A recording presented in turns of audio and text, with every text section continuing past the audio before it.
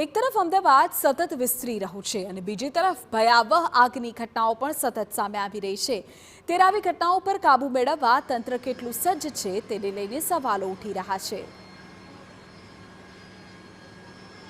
અમદાવાદમાં ફાયર વિભાગને આવતા કોલની સંખ્યા સતત વધી રહી છે।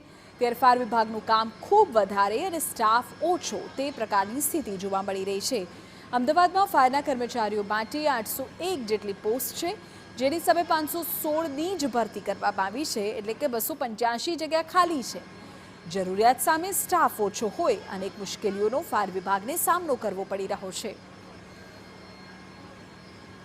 અત્યારે આપણો ફાયર વિભાગ કાર્યરત છે તેમાં કુલ આપણે 801 પોસ્ટ સેન્કશન થયેલી છે, જે પૈકી આપણી 516 પોસ્ટ ભરાયેલી છે અને કુલ 285 પોસ્ટ અત્યારે વેકેન્ટ છે, જે તમામે તમામ પોસ્ટની જાહેરાત આપણે આપી ચૂક્યા છીએ અને ટૂંક સમયમાં આપણે ભરતી પ્રક્રિયા પૂર્ણ કરીશું।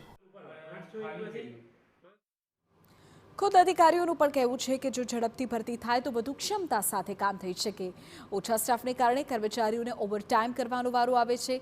અમદાવાદમાં હાલ 21 ફાયર સ્ટેશનમાંથી 18 સંપૂર્ણપણે કાર્યરત છે અને 3 ફાયર સ્ટેશન દિવસમાં માત્ર 3 કલાક જ કાર્યરત રહે છે। આપણે કુલ ટોટલ 21 ફાયર સ્ટેશન કાર્યરત છે, જે પૈકી 18 ફાયર સ્ટેશન ફૂલ ફ્લેજમાં કાર્યરત છે અને બાકીના 3 ફાયર સ્ટેશનની અત્યારે નવા બનાવવાની કામગીરી ચાલુ છે, જે આપણે 8 કલાકના ધોરણે અત્યારે ચાલુ રાખીએ છીએ। એ ઉપરાંત આપણા 2 નવા ફાયર સ્ટેશન ગોતા અને ચાંદોડિયામાં બનવા જઈ રહ્યા છે, જે આપણને લગભગ 6 માસમાં તૈયાર થઈને કાર્યરત થઈ જશે। ગોતા અને ચાંદોડિયા વિસ્તારમાં નવા 2 ફાયર સ્ટેશન બની રહ્યા છે। ઝડપથી તેની કામગીરી પૂર્ણ થાય અને ઝડપથી નવા કર્મચારીઓની ભરતી થાય તે એટલું જ જરૂરી છે।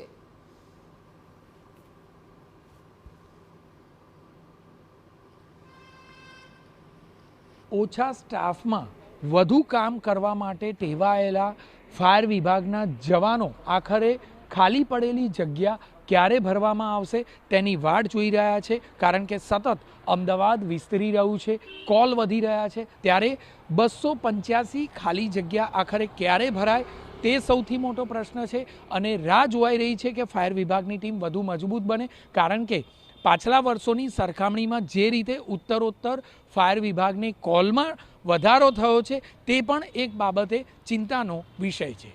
કેમેરામેન દીપક સેન સાથે જિગ્નેશ પટેલ, TV9 અમદાવાદ।